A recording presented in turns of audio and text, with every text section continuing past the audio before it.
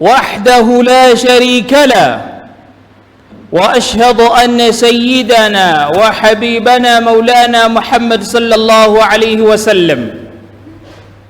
عباد الله، أوصي نفسي وأنفسكم بتقوى الله.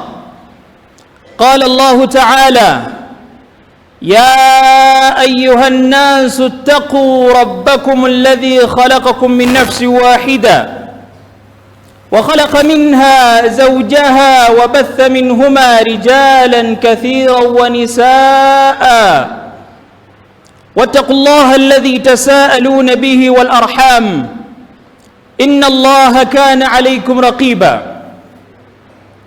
يا أيها الذين آمنوا اتقوا الله وقولوا قولا سديدا يصلح لكم أعمالكم ويغفر لكم ذنوبكم ومن يطع الله ورسوله فقد فاز فوزا عظيما.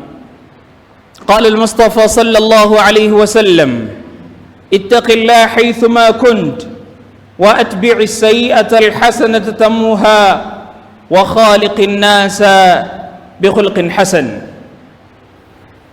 ومما زادني فخرا وشرعا ومما زادني فخرا وعزا وكدت بأخمصي أطأ الثريا دخولي تحت قولك يا عبادي وأن صيرت لي أحمد لي نبيا. قال تعالى: وربك يخلق ما يشاء ويختار. أمتنا منجق الله سبحانه وتعالى الله تمتندرزا نامتند قنا أمرونجي الله سبحانه وتعالى تمتندرزا كبا الله يمتوف وكتندرزوا الله تمتندرزا era tumusinza mu mbeera zaffe zonna kutira omwoyo gwange nejjamwe tubeere nga ti Allah subhanahu wa ta'ala. Allah tumutye kuba ye mutuufu era yasaana okutiibwa n'okutenderezebwa. Allah tumutye kuba yatuteeka ku nsi ng'ensonga etutonzezza, ensonga etuteesezza ku nsi kubeera nga tumusinza nakukola byayagala. Zizako okusalira nabbi waffe Muhammadi sallallahu alayhi wasallam eyatulumirirwa, eyatwagala, eyatufaako, eyatwagala n'atuteerawo byonna by'omanyi nti biyinza okukusanyusa, biyinza okukusiimisa ku nsi kuno. Allahu subhanahu wa ta'ala n'abitegeeza nabbi waffe, nabbi n'abitugamba. Wetugenda okutambulira olunaku lwa leero, somye aya eri mu suratu Qasas. Allah subhanahu wa ta'ala tugamba: wa rabbuka yakhluqu ma yasha wa yakhtar. Allah subhanahu wa ta'ala engeri gyali nti ye mutonzi era yali waggulu w'ebyo byonna, Allah yeeyogerako n'agamba wa rabbuka yakhluqu ma yasha wa yakhtar. Oyo Allah atonda nga bw'ayagadde, atonda embeera yonna gy'aba asiimye, wa yakhtar, era Allah yalonda. Lwaki ntandise ne aya eyo? Tuli mu nnaku kyemmanyi ffenna ze baatutegeezezzaako obulungi obuzirimu, era kyekibadde ekigambo kyaffe abawalimu okutegeeza abantu obulungi obuli mu nnaku zino edha dhilhijja, obulungi obugirimu n'okukoleramu emirimu emirungi. Allah nga bwe mbagambye nti Allah atonda n'alonda nga bw'aba yagadde. Allah yateeka enkizo mu nnaku zino eza dhilhijja. Yensonga lwaki nabbi waffe Muhammad sallallahu alayhi wasallam atunyumiza mu hadithi ya Ibn Abbas n'atugamba: ma min ayamin al'amalu as-salih fihinna ahabbu ila Allahi min hadhihi al-ayyam. Titeri nnaku nungi zisinga kwagalwa omuddu singa aba akoleddemu omulimu omulungi okusinga ennaku zino edha dhilhijja zetulimu. Era ababadde beefubyeko nga bakoze emirimu emirungi muyogeyoge, ababadde bagayadde muteekemu amaanyi kuba ennaku zigenda. Olunaku lwetulaba lwetusigazza mu maaso nga lunaku lukulu, lunaku lwa Arafa. Olunaku lwa Arafa luyina enkizo za mirundi ebiri. Luyina enkizo kwabo Allah be yasobozesezza ne bagenda e Makka, era ne lubeera n'enkizo n'abo Allah baatagenda kusobozesa kugenda Makka. Enkizo eriwa? Enkizo esooka, Nabi waffe Muhammadi sallallahu alayhi wa sallama lwali lunaku lwa Arafa mu mwaka ogw'ekkumi, Nabi Muhammad sallallahu alayhi wa sallama n'agenda e Makka ne basahaba. Ne Nabbi abayimiridde mu lusenyu Arafa, Nabbi yayogera ebigambo bingi, basahaba n'ababuulira amateeka mangi, n'ababuulira ebingi kuba yali meseji ya Nabbi eyali esembayo. Nabbi n'amala n'abagamba, alyawma akmaltu lakum dinakum wa atmamtu alaykum ni'mati wa raditu lakum al-islam diina. Nabbi n'agamba basahaba, abange mukimanye olunaku lwa leero mu lusenyu luno lwa Arafa lwe tulimu, Allah nzisizzaako ebigambo bino nti alyawma akmaltu lakum dinakum. Olunaku lwa leero eddiini yammwe Busiraamu njijjuzizza, amateeka gonna, ebiragiro byonna olunaku lwa leero bijjudde. Nabbi era n'abagamba wa atmamtu alaykum ni'mati, era Allah n'abasiimira ekyengera ky'Obusiraamu n'abajjuliriza n'ekyengera ky'eddiini, wa raditu lakum al-islaama diina, ne mbasiimira eddiini Busiraamu nga ye ddiini esinga obulungi. Enkizo ey'okubiri, Nabbi waffe Muhammadi sallallahu alayhi wa sallama aba alyawo ng'amaze okugamba basahaba ebigambo. Basahaba akaseera ako abaali mu lusenyu Arafa baali basahaba abasukkira ddala mitwalo 10. Sahaba gwe bayita Anas atunyumiza, Nabbi Muhammad sallallahu alayhi wa sallama yayita Bilaali n'amugamba, ya Bilaal, owange gwe Bilaal, ansit liya nnaas. Basahaba bano ndaba omuwendo gwabwe mungi, ate mbalaba bavaamu eddoboozi, nsaba obagambe bakkakkanye eddoboozi, nina byenjagala obbagamba. Bilaal radiyallahu anhu n'akyuka n'agamba basahaba, ya naas ansitu li rasulillah, abange saba mukkakkanye amaloboozi, omubaka wa Katonda ayagala kwogerako nammwe. Basahaba olw'okuba baali bawulize ne bakkakkanya amaloboozi gaabwe. Bamala okukkakkanya amaloboozi, Nabbi n'abagamba, ataani Jibrilu anifa, Jibril alayhi salaam ezze gyendi mu kaseera kano, wa akra'ani min rabbi salaam, nentoolera salaamu okuva ewa Mukama wange Katonda. Neŋŋamba ebigambo bino njagala ogamba abantu bano, ya ma'shara nnaas, inna Allaha qad ghafara li ahli Arafat wa ahli al-ma'shar. Timazima Allah subhanahu wa ta'ala asonyiye abo bonna abali mu lusenyu Arafa. Allah era n'atakoma kusonyiwa bali mu lusenyu Arafa, n'asonyiwa n'abantu ababadde Muzdalifa. Njagala ofumiitirize kuba e Makka kati akaseera kano tugiraba ku mutimbagano, abantu babeera mu lusenyu Arafa abasukkira ddala mbukadde 2. Naye okusonyiwa kwa Allah ne bw'atusonyiwa ffenna abatonde, Allah talina kyakendeera.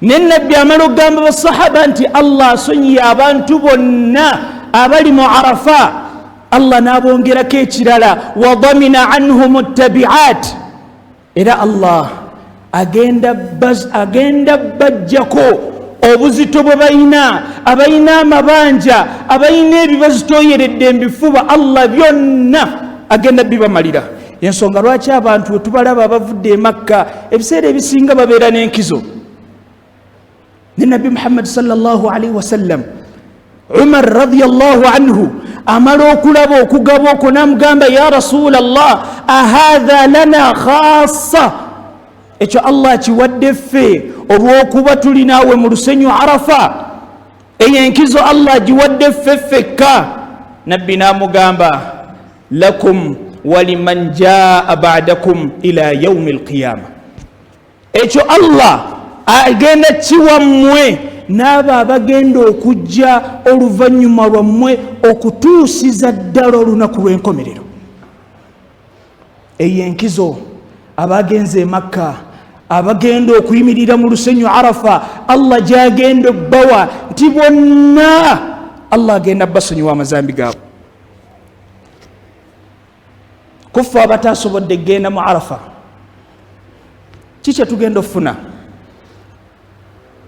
kuffa abagenda okusaalira wano Idi yaffe kiki tugenda okufuna ng'oggyeko okugaba kwa Katonda okwo okugazi kuba Abdullah ibn Mubarak atunyumiza yasanga omuddu wa Katonda omulongoofu gwe baali bayita Sufyan ath-Thawri yamusanga mu lusenyu Arafa wakad jatha ala rukbatayhi wa huwa yabki ng'ali ku maviivi gaakaaba amaziga mangi n'amwewuunya n'amugamba kikikaabya munnange amaziga gano gonna gaaki Abdullah ibn Mubarak n'amugamba man aswa'u al-jam'i halan kubana abantu bonna abakuŋŋaanye wano muntu kyasinga obubi ennyo Sufyan ath-Thawri n'amugamba alladhi yadhunnu anna Allah la yaghfir lahu yoyo omuntu ayinza okulowooza ti Allah tagenda kusonyiwa abantu bano oyo ayinza okulowooza ti Allah tagenda musonyiwa olunaku lwa Arafa fe abasigadde abatagenze kyetulina okusooka okukola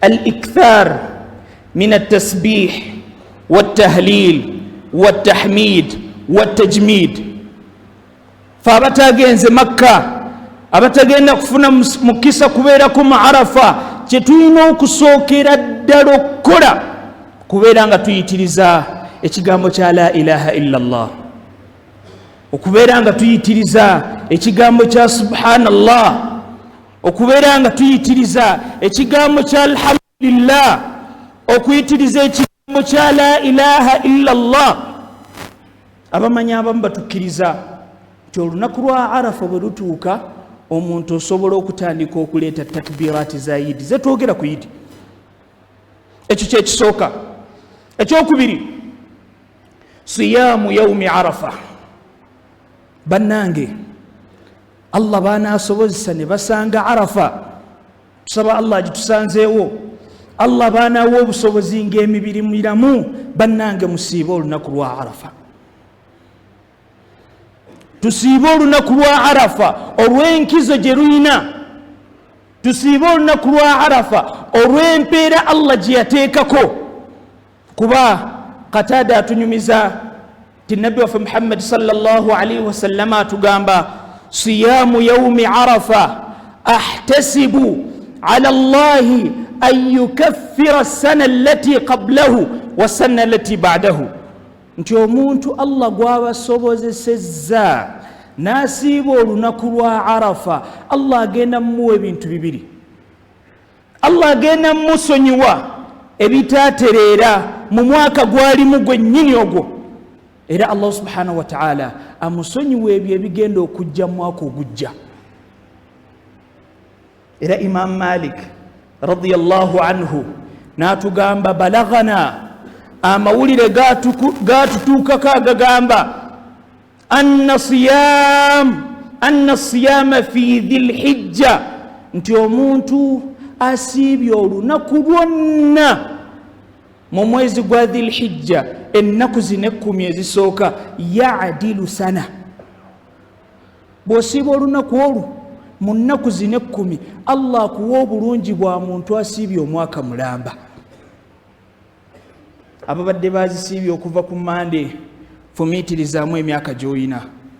Abatandise ku Mande muli myaka 5 miramba. Abagenda osiiba ennaku zonna 9 gy'emyaka gyo 9. Nabi Muhammad sallallahu alaihi wasallam n'agamba wasiyamu Arafa yaadilu 10,000. Naye ate asiibye olunaku lwa Arafa Allah agenda muwa empeera za nnaku mutwalo mulamba. Baganda bange, tuleme kwefiiriza, tuleme kusubwa, tuleme butefiirayo. Olunaku lwa Arafa lunatusanga tubeere nga tulusiiba. Aqulu qawli hadha astaghfiru min dhunubikum.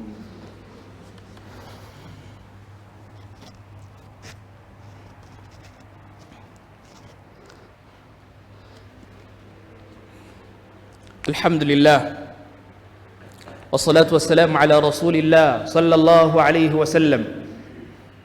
Rabbi shrah li sadri wa yassir li amri wahlul 'uqdatan min lisani yafqahu qawli. Nga tumaliriza khutba yaffe tulabye enkizo za Arafa eri abo Allah be yasobozesezza ne bagenda e Makka, eri abo be yasobozesezza bajja okusobozesa ne babeerako mu lusenyu Arafa. Ne tulaba naffe abatasobodde kugenda biki bye tulina okukola. Ekisembayo ku nsonga eyo bannange, olunaku lwa Arafa bwe lutuuka tubeere nga tunyiikira nnyo okusaba. Olunaku lwa Arafa bwe lutuuka tunyiikire nnyo okusaba, kuba Nabbi yatugamba khayru du'a du'au yawmi Arafa. Edduwa esinga obulungi yedduwa omuddu gy'asaba ku lunaku lwa Arafa. Kuba olunaku lwa Arafa Allah akola ebintu bibiri. Allah yadunu, Allah assa okusaasira kwe, assa okugaba kwe. Ate Allah n'aleeta malayika ne zibeera nga ziwambaatira abakkiriza we babeera bali. Bwe twogera kusaba, ebiseera ebisinga oli ayinza okugamba okusaba kukoma ku ye ng'omuntu ti Allah ndi mulwadde nkusaba omponye, Allah kino, Allah kino, Allah kino. Akaseera kano ke tulimu okusaba kusukka ku ggwe omuntu. Omenyekako ki? Osalwa ki bw'osabira eggwanga lyo? Ffenna ebitambula tubiraba, tuwangaalira mu kutyaŋŋana, tuwangaala okuba ng'oli obudde bwonna osuubira obulabe mu munno. Saba Allah tuteeke mu ggwanga lyaffe nga tuli balamu bulungi, tuli ba mirembe. Era okusaba, omuzadde sabira omwana wo. Ebitambula mu ggwanga tubiraba, ebintu byafuuse byambaliga.